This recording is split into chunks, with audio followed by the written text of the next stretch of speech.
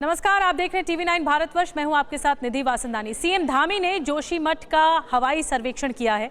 दरार वाले घरों में जाकर वहां पर निरीक्षण किया गया है, जायजा लिया गया है। जोशीमठ में सीएम ने लोगों से बातचीत की है, एक एक घर जाकर सीएम ने जायजा लिया है।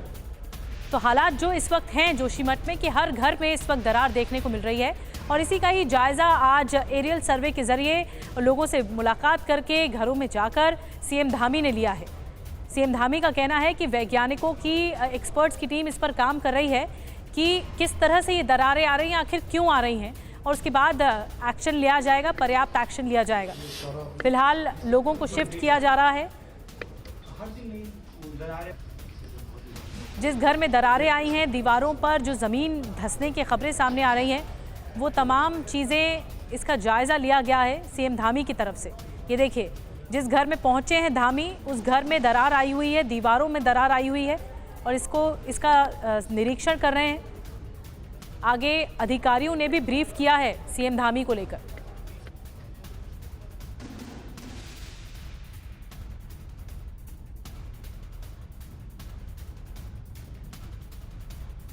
तो आपको बता रहे हैं, तस्वीरें हम दिखा रहे हैं कि जोशीमठ पे किस तरह एक एक घर में दरारें आ गई हैं और जो वहाँ का निगम प्रशासन है, वहाँ में ये चिन्हित किए गए 561 ऐसे मकान हैं, ऐसे घर हैं जहाँ पर दरारें आई हैं। यानी 561 परिवार संकट में इस वक्त हैं और तस्वीरें लगातार हम आपको सुबह से दिखा रहे हैं। सीएम धामी पहुँचे हेलीकॉप्टर के ज़रिए, उन इलाकों में जायज़ा लिया गया जहाँ पर दरारें आई हुई हैं। और आपको ये भी बता दें कि आदि गुरु शंकराचार्य के ज्योतिर्मठ परिसर में भी दरारें पड़ गई हैं। मंदिर के ऊपरी हिस्से में 24 घंटे के भीतर दरारें आ गई हैं। ज्योतिर्मठ से ही जोशीमठ को पहचान मिली है। इस मठ से संवाददाता अभिजीत ठाकुर ने एक रिपोर्ट भेजी है, आपको दिखाते हैं।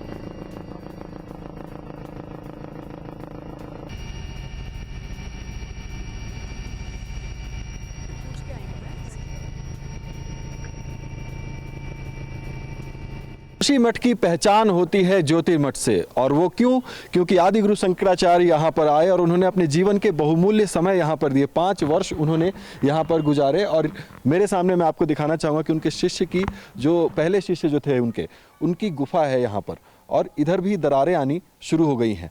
यहाँ पर ये मंदिर है और आपको दिखाना चाहूँगा कि ये 24 घंटे के अंदर ये क्रैक यहाँ पर डेवलप हुआ है। और इसके बारे में जानकारी देने के लिए हमारे साथ यहाँ पर जो यहाँ की व्यवस्था देखते हैं वो मौजूद हैं, उनसे ही सीधे बातचीत करेंगे। बताइए कि पहले नीचे के फ्लोर में आपने दिखाया कि जो क्रैक्स आ रहे थे, लेकिन ये जो है वो सबसे ताज़ा लग रहा है। जी, ये सबसे ताज़ा है। हम लोगों को ये लगता था कि ये जो है, क्योंकि ये क्षेत्र इसलिए सुरक्षित लग रहा था क्योंकि यहाँ बहुत बड़ी शिलाएँ हैं जिस पर ये मंदिर है।